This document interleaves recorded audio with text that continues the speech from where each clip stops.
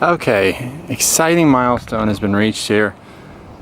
This car should be 100% drivable with its new LT1 and 4L60. There it is. So everything under the hood is pretty much done. Few little, tweaks and changes. Took it out last night, late last night, got this thing drivable. Took it out to just around the corner to the gas station and back, and seemed okay, but I didn't want to go driving around in the dark late at night if something went wrong. Oh, and the HVAC's vacuum line's been hooked up, so we won't be using that.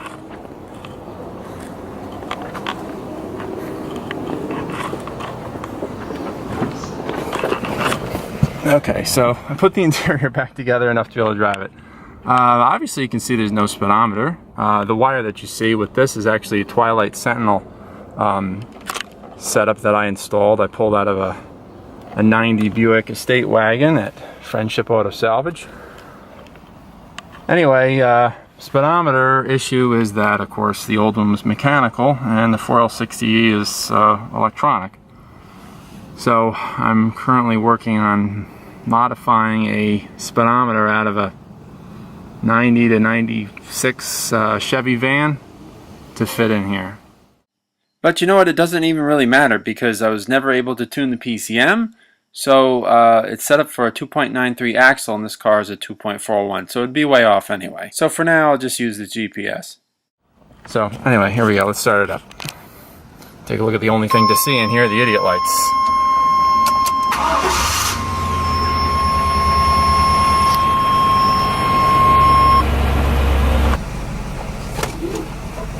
Alright, we've got our GPS speedometer all set up.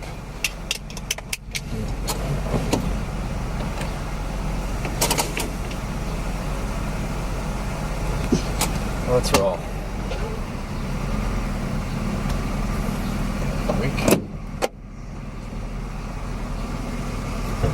This mirror's all out of whack. There we go.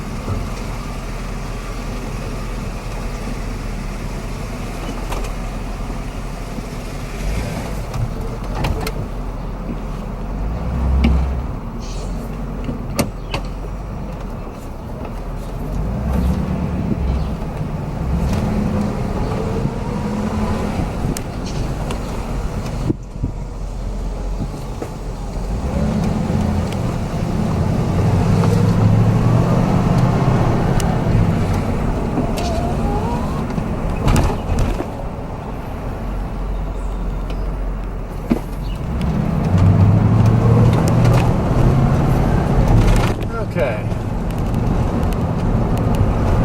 Yeah, so far so good. The car is quiet, no funny noises, everything seems right. I mean, no funny noises coming from the engine. Old car makes a lot of rattle. Engine feels good.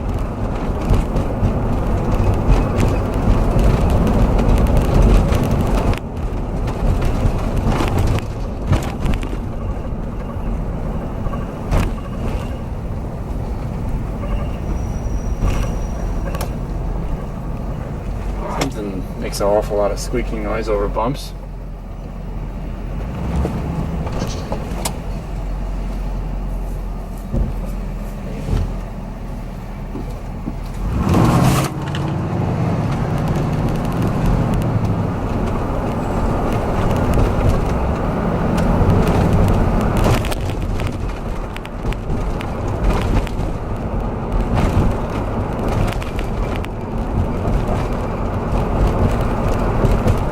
So the mufflers are the only thing on the exhaust that's actually been replaced. There are some less expensive Walkers. I forget the name of them, but they're like slightly louder than stock. So at idle they don't really sound any louder, but when you give it a little throttle, I do notice it sounds just a little hint of a V8, which is what I wanted. I don't really like a loud car, I do a lot of driving, so.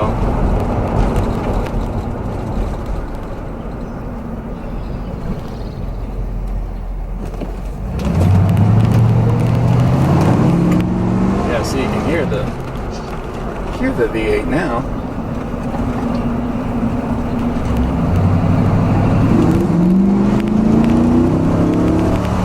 Oh man, I miss driving a B-body wagon.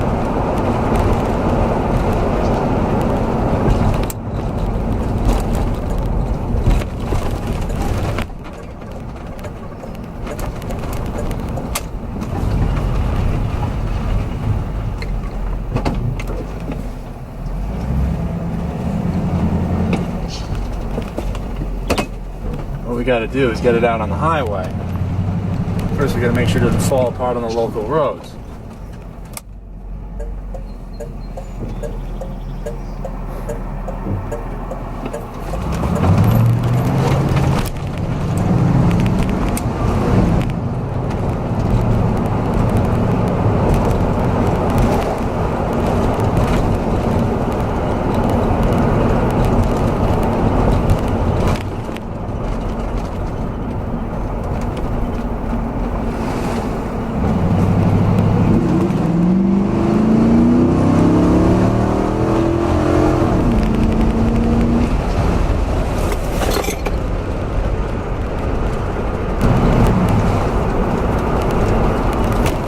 Trying to remember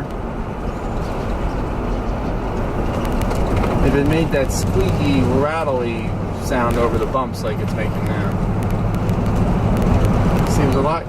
Well, it wasn't warm enough to be having the windows open back when I drove this thing with the 307 in it. So I really don't know.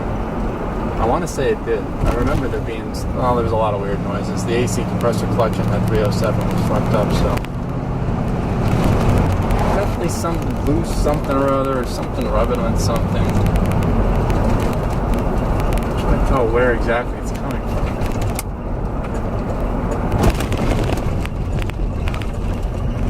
It's like it's from the front.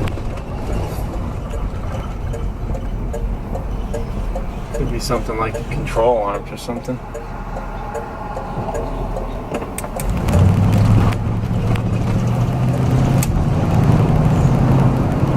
Well, hey, so far things are going well. So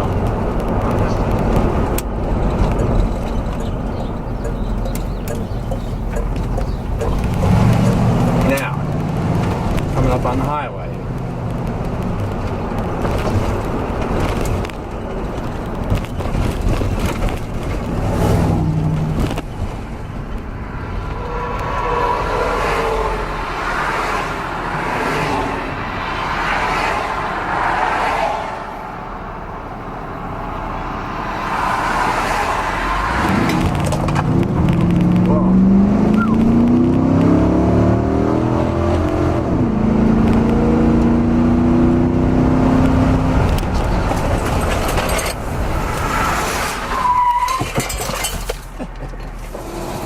Well, the brakes work.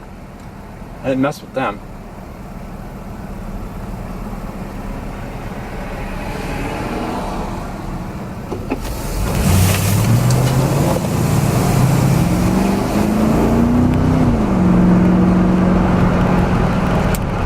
Wow.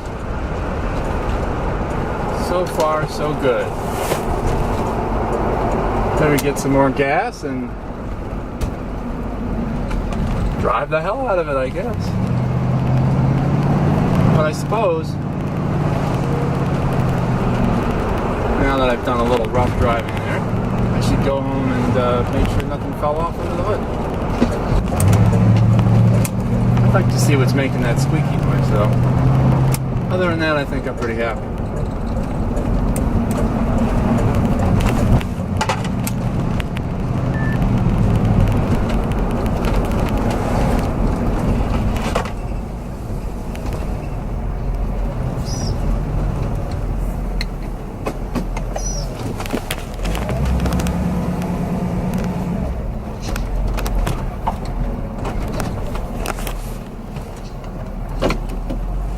Well, that sure beats the hell out of the 307.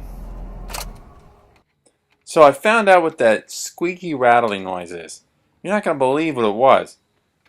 Going back here to the video of when I removed the engine and transmission from the car. And you see here, I'm removing the shift lever linkage rod from the transmission. And see that bushing just fell out? And I'm about to put it back on there. Well, I realized that was stupid because it's just going to fall off and get lost. So I took it off, put it down, and then later I put it in a little cup, put it inside the car, and completely forgot about it. So without that bushing there, the shift linkage rod just sits inside the little round part of the bracket on the frame and just moves back and forth and vibrates. And that's what was making that awful noise. Well, that's it for this video. Next time, I'll take you on a tour under the hood of the LT1 and the pretty much completed project. Plus, I did something else to the car that made a big difference, so be sure to watch. I think you'll be pleasantly surprised.